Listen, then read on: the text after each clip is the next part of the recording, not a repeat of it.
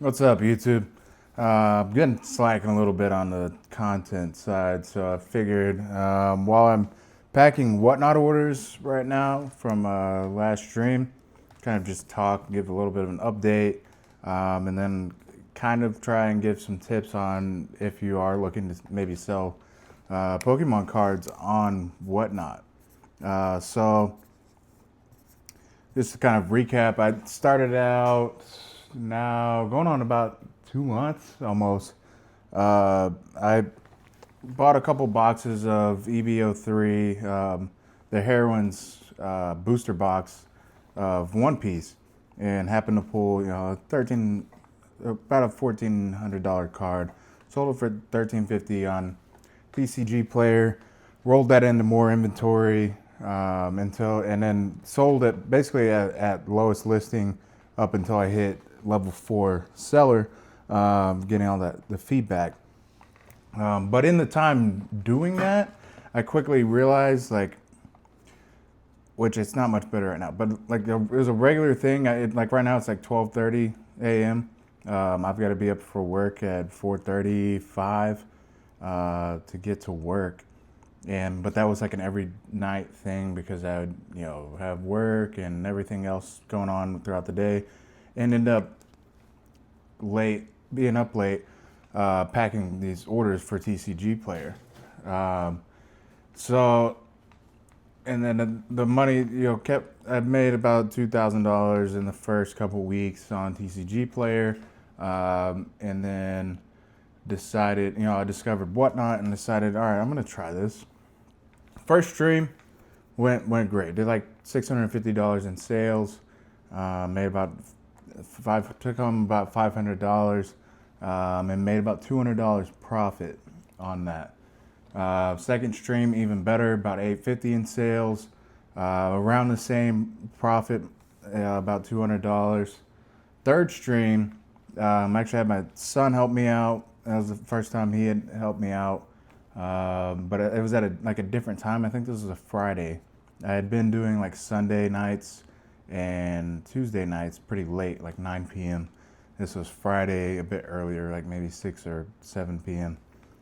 And I mean, we ended up I just ended up ending the stream early because I was getting cooked so bad, just like losing. I actually still ended up profiting on the cards that I did sell, but they weren't going for what I wanted. I kind of just cut it off before it could get worse, because if I had kept running the cards, I think I would have actually lost money, and that was like super discouraging. I mean, like I was upset. Even like my son was like, cheer us up. We watched some One Piece, and we did, and kind of just got over it, and but still was just kind of like a little bit mopey for the rest of the day and like the next day. Like, am I even gonna keep doing this? But eventually ended up sticking to this. It's a Friday. I think I did another show. I don't know if it was that Sunday. I'm blanking right now. But the next show, so say stream number 4. It was the following Sunday, and I did a sports card show, which I sell Pokemon cards, but I had all these sports cards that had been given to me completely for free. So I ran those, and it was like $300, like $250 after the commissions and everything. So I mean, it was a good stream. Like I made money, made profit, but yeah, I just wasn't. I didn't really know what I was doing in sports cards. I don't care for them personally. All right, so still just not, the motivation's not there anymore. Not the peak motivation level from like a $600 first stream and then $850 second stream, because then that third one I was really gunning for hitting a sales goal of $1,000. Didn't do it. All right, so then I guess it would be fifth stream. This is the fourth Pokemon single stream. I kind of just went all out and got everything I could at the best price I could. Got some. I actually have pretty good luck. I'll go into this in a minute. Of hitting like restocks at Walmart, Best Buy. Um, I did pick up like 4 ETBs from GameStop at when they were charging $90. But I ripped those. I didn't sell any of them. But I've been steadily getting them at $50 to $60 at Best Buy and Walmart. So I've been trading those into cards. I did that week. Traded into some bigger cards and all my inventory for the week. And then that next stream, the fifth show, broke. It did $1,200 in sales. So hit that goal. It was crazy. It was fun. Like I had tons of people in there like talking, and was like at this point really started the community building ball kind of got rolling. So like it was a lot easier to find the motivation than for the next one. So like that one went really well. It's like, all right, that was I don't know, either Sunday or Tuesday night, because that's what I've kind of been sticking to.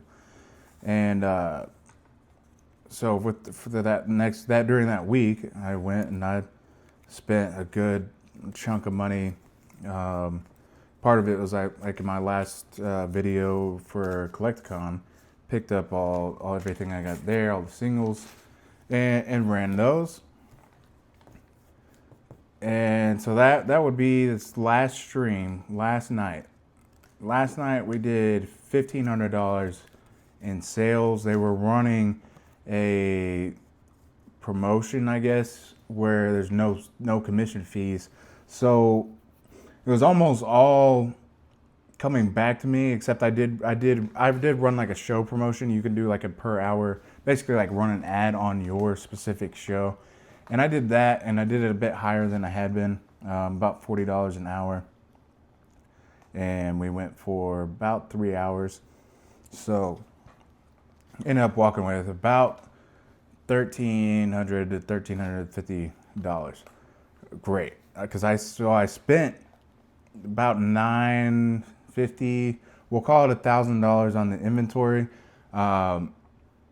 And that's really kind of the bottleneck I've been like running into. I knew the first 3 because I was buying all these cards at market just to run and kind of like build the community, figure out what I was doing, figure out if it was something I was going to be able to do long term or even like want to do long term.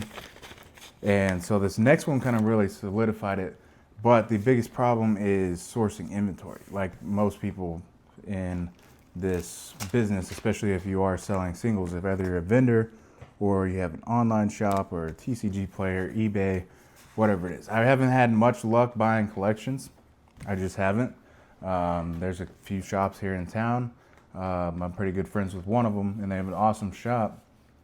But they kind of have, while I do have the capital, I don't necessarily have the availability to go and like hop on collections as soon as they pop up.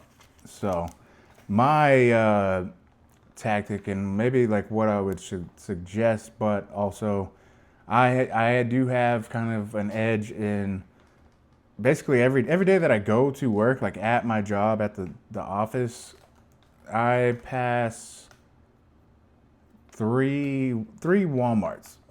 Basically, there's 3 different Walmarts, and I can check them every day. And I've kind of gotten down like when they restock. Like this last week before this show, I walked into Walmart just to go check on my lunch break, not expecting anything, but hoping for it, of course. And I walk in, and the lady's standing there at the cards. I thought she was there. I could see Pokémon, so I was like, oh cool. I was just going to see what was left, and see if I could grab anything. I thought maybe I just missed a restock, but no. I look, and it's the MJ Holdings like restocker, the vendor, and I'm like, what? Like I was like, I wasn't expecting her to be here. I talked to her a little bit, and she's like very like thankful. She was like, thank you for waiting. Like a lot of people don't even like wait. They just start taking it off the shelf, and I'm like, that's crazy, but that's just kind of like where we're at right now. But I waited, and there was like 3 Ascended Heroes ETBs, the poster collections, uh, a bunch of like blister packs, first partners. I got like 6 first partners pack boxes. Me and my son ripped every last one of them. But so with the 2 ETBs, I ended up, somebody else came up and we got talking, and they were like, "Are you the one buying all this out?" And I was like, "I mean, this is the first like restock I've really caught here. I mean, I buy what I can whenever I can find it." But he's like, "There's somebody here in town, blah blah blah." I'm not gonna specify, but they're like, this certain person who I hear is like buying it out. And I was like, "Oh, that's crazy."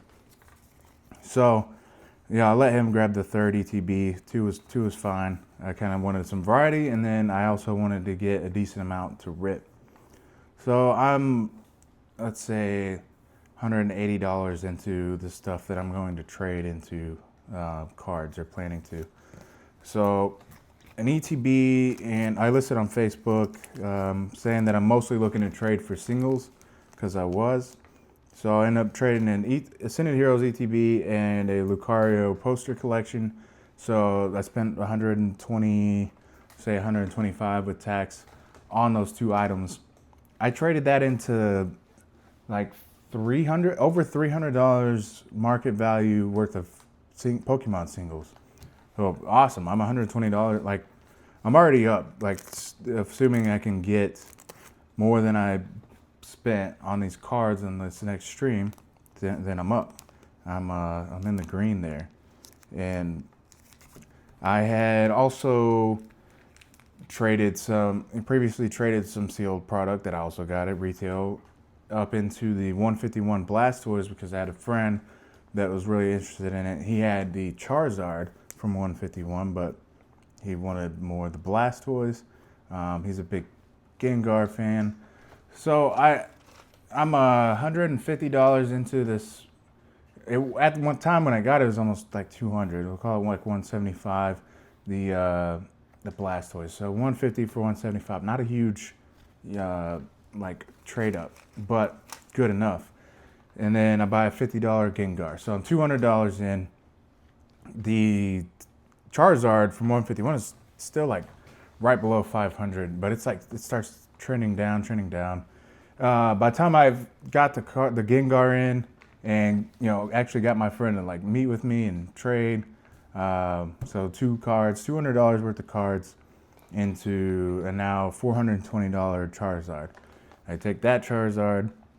Very next day after trading it, I put it in my binder for a little bit, admired it, and contemplated keeping it, but trying to keep the like business decisions going, good business decisions.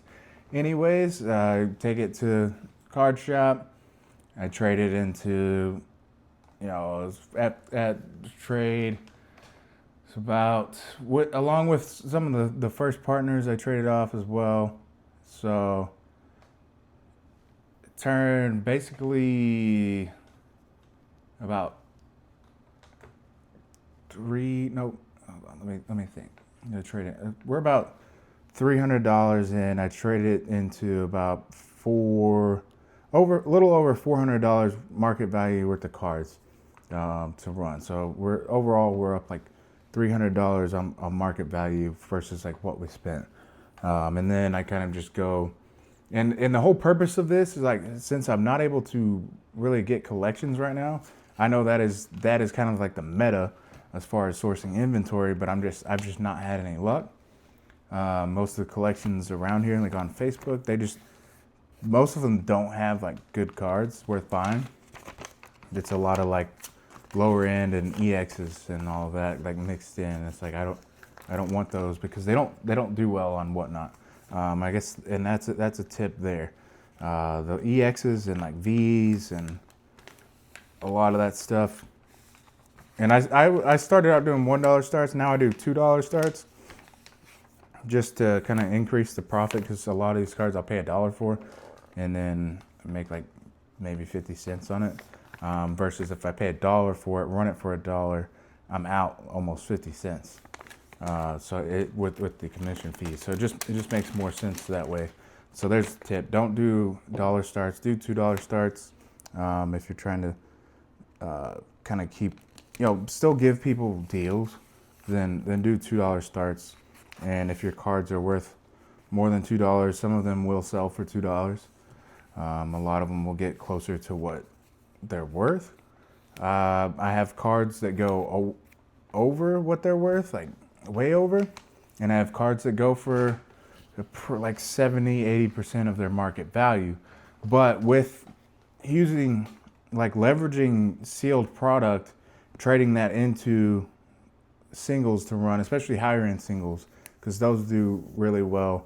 And if I can lower my cost basis on those cards, even if I get 80, 90% of market value on the auction, it's all right, because I'm still up, because my cost basis is so low, going from retail price sealed, and even trading it at 80%. But ideally, I would like to grab it, say Senate Heroes ETBs. They're like 150 now market. I'll buy them for 60.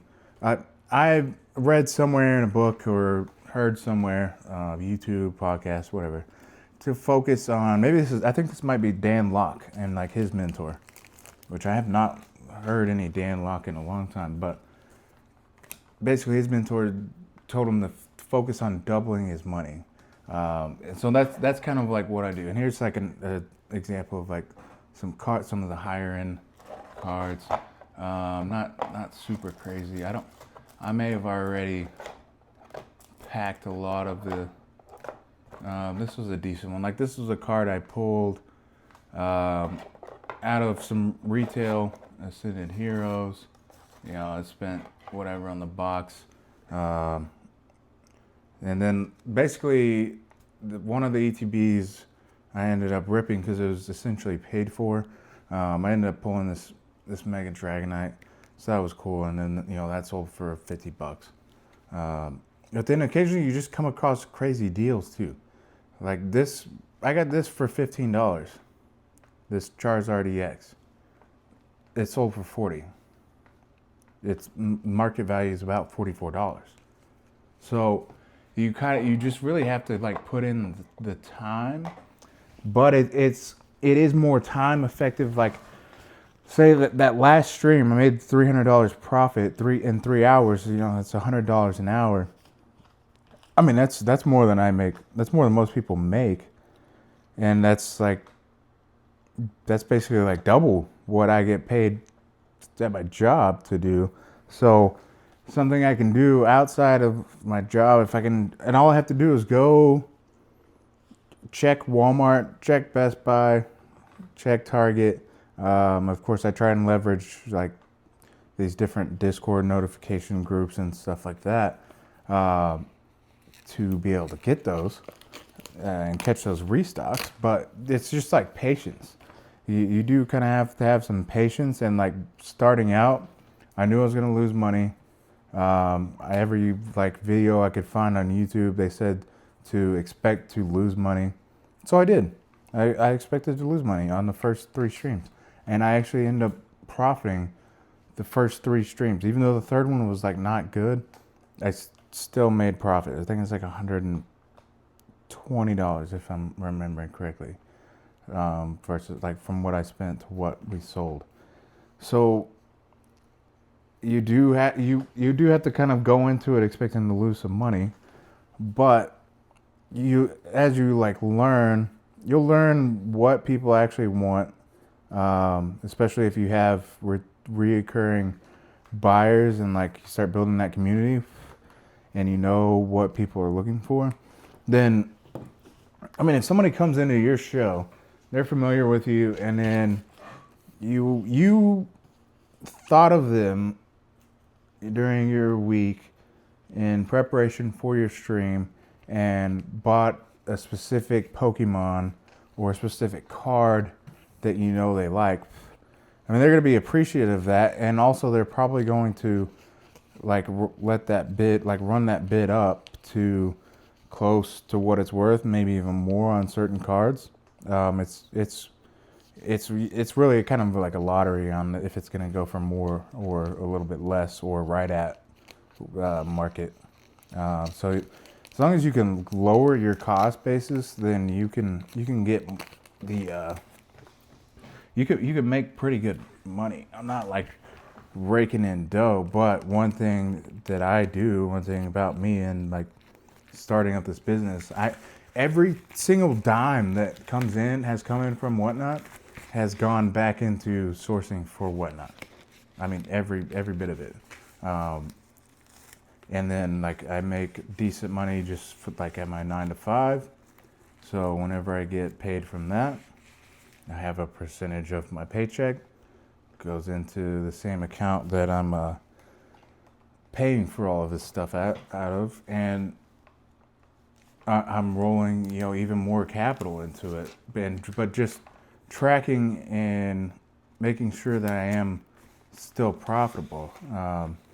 But at the end of the day, I am willing to lose money on a given stream. Like if it's a rough weekend, I'm just like, I didn't hit any restocks, I can't find any collections, but I want to stay consistent and have a stream like, let's say next Sunday, because like right now, I'm debating my next move, because like I moved to TCG player and then I was gonna do bulk. I got tens of thousands of bulk cards on this shelf over here in this closet to my right,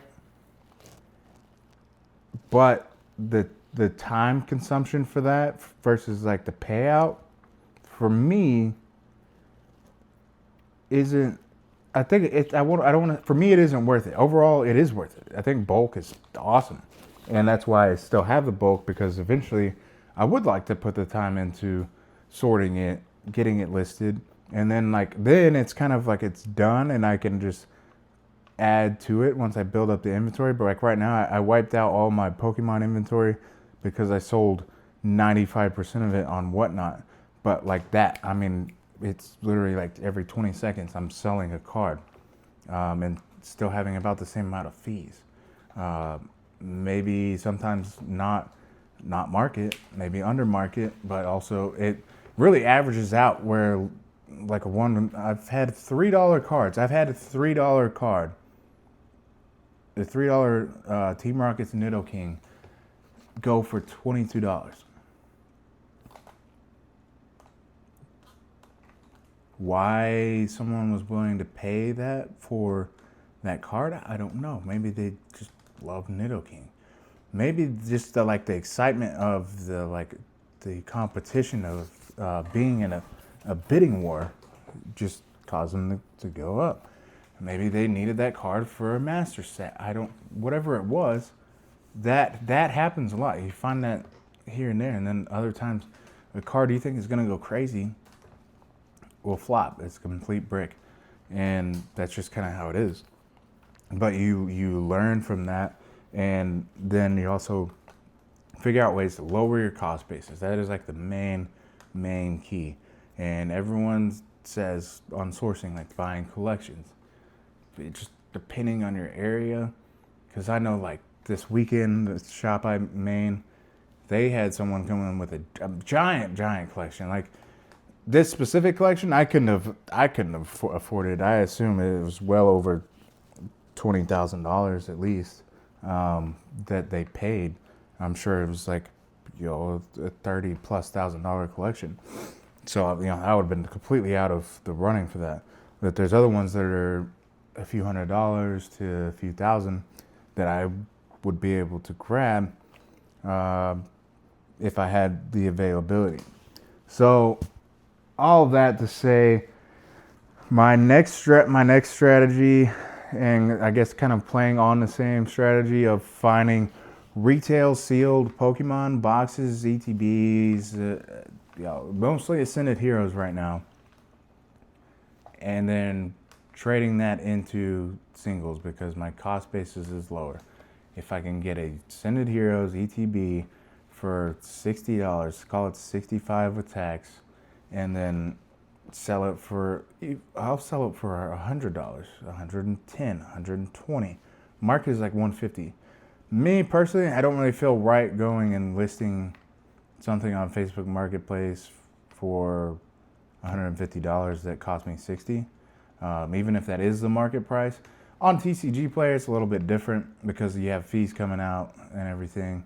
But even then, knowing that I'm going to like 100%, make 100% gains on that sell, even after fees, I'm gonna lower the price a little bit, be more like at 120. And at the end of the day, business is business. The market is the market. Like the market's deciding the price that people are willing to pay for this product. I mean, I had tons of people hitting. I had 2 Ascended Heroes ETBs. I had tons of people hitting me up. I mean, basically, as soon as I listed it, I got me and this guy went back and forth. At first, he was gonna buy one Ascended Heroes ETB, and then we worked out a deal for an ETB on a poster collection for over $300 worth of cards. So $120 into $300 something worth of cards.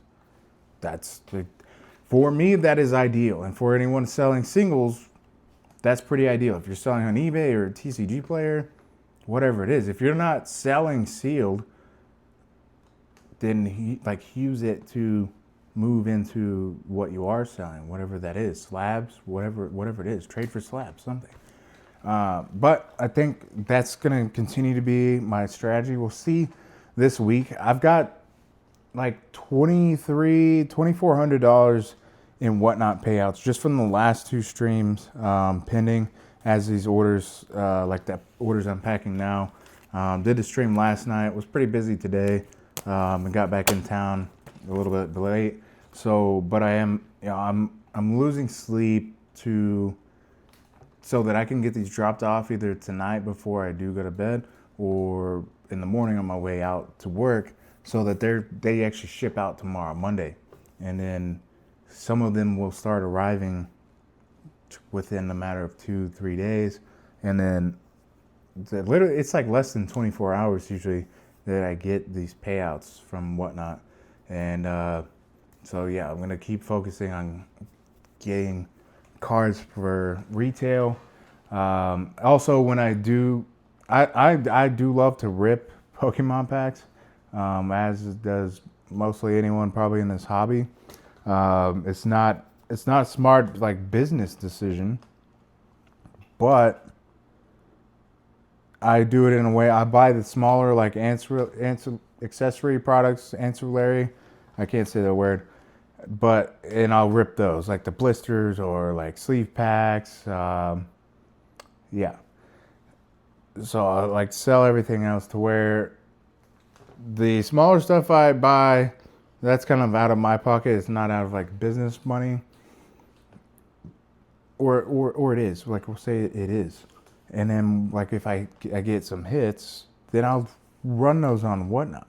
If I get a blister pack for $12 of Ascended Heroes, which this is an actual example, $12 blister pack from Walmart, Ascended Heroes. So I pull a Mega Frolas EX, $70 card. I paid $12 for the box. It's not always like that. But like the First Partners collection, $17, almost, let's call it $18 for that box. Even if you pull the lower, like the, what is it?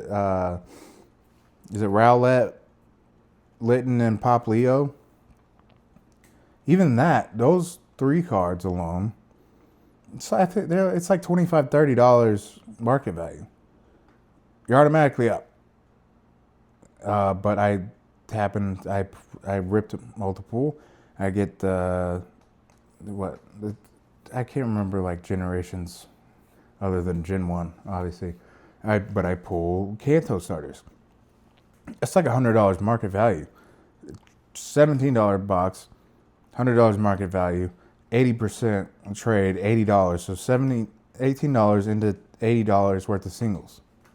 It just makes sense. Like I'm getting the like economy and the like workflow and the kind of like the CI/CD, continuous integration, continuous deployment going and like built. I've figured it out. Now, as far as like getting the sealed product for retail, it's a little bit of like me just knowing retail. Like Best Buy, I used to work at Best Buy. Like the Best Buy that I get a lot of these packs from, $50 ETBs once a week. At least they'll only let you buy one at a time, and they usually only get 3 or 4 in stock. So I usually just grab one. But like it's once a week, and I know exactly when it's gonna be there. So I go get it, and then that's a $50 box. Now $150, just going off market price, $150. Say I get $110, we'll just call it $100, the trade value. 50, 55 into 100. It's $45 more than I spent into singles, which is what I'm selling. Lowering my cost basis per card, regardless of like the price of the card. But now like a $50 card becomes 35, 40. So when it sells for 46, yes, that's under market. Yes, there's fees. That's like $42. I got it for 35. It sells for 42. I'm selling 100. I think I sold 150 cards last night. 150 Pokemon cards last night. Like, I think this was my biggest stream yet. Of course, like people order like multiple cards and have several different orders. Don't want to dox anyone here, but like, look at this. This is in 3 hours. As long as like my cost basis is low enough, versus it sitting on TCG Player for a week. I source all my stuff on Wednesday and Thursday, and this is kind of the plan going forward to the schedule. I think just once a week streams, so that way I'm not rushing quite as much and having to figure out what's going on this stream and what's going on that stream. So sourcing like 1-2 days a week, a couple hours out of my day for those 2 days, and it's fun. I enjoy going to card shops and sourcing inventory. I enjoy going to Walmart and checking for Pokemon cards, even if I don't get anything. It's even when I do hit restocks, which is like, I've never had a problem getting. I do understand, but at the same time I don't, because I haven't had the issue of not being able to get Pokemon cards for retail. I've always been able to get Pokemon cards for retail. I've only bought one, like ETB. I bought the first Ascended Heroes ETB I paid $120 just because like I had taken since the later part of last year, hadn't really bought Pokemon cards. I usually go really hard for like a quarter and a half of the year, and then like it's like this is just buying and ripping, like just pure collecting really. So then I get eventually, like after 4 or 5 months of spending hundreds to thousands of dollars a week on packs and ripping them, like getting nothing back from it. Sometimes the occasional hits, of course. Then yeah, it catches up to me. But doing it this way, selling off like, I'd say like 90% of the cards I pick up, and then like there's a 5% that's like I keep for my personal collection, and then the other 5% I give to my son if they're like certain Pikachus or cards I know he'll like. So I'm able to like get cards and rip and be able to afford it. I'm able to add to them. Sorry, I'm on call for work, so I've got to wrap this up. My newly restarted PC, I'm able to get cards to add to it. So, yeah, I'm gonna like, better organize my thoughts and do like specifically like tips on selling whatnot, Pokemon cards on whatnot. But yeah, this was talking head video, me rambling. Only got like 3 orders packed. But we're like most of the way through. I've got a few more, so not too bad. And then I can get to bed and get these orders shipped off. But thanks for listening to me ramble. Let me know down below if you're interested in selling and whatnot. I'll try and remember to leave the links down below where you can get the $150 match. But let me know if you have any questions. If you want to like talk one-on-one, if you have any ideas or are looking to it, or if you're a whatnot seller now, you're selling Pokemon cards and you're struggling to make money. I've seen a pretty good amount of success. Very quickly, I've grown to 2,000 followers, which I don't think follows matters too much on whatnot, but I went 650, 800, like 300 sales, then $1,200, $1,500 on this last one. I have made about $1,000 profit in the last month of doing whatnot streams from scratch. So I feel like now I kind of have the credibility to make you feel like I know what I'm talking about, because I feel like I do.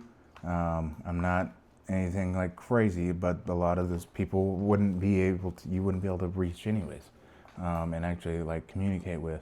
But I'm a small channel, and we're here to help other people grow in this space, in this niche. So I'm doing it. That's how I'm gonna keep doing it. That's my strategy, and yeah, we'll dive into it with tips and everything in the next video. But we'll see y'all in the next one.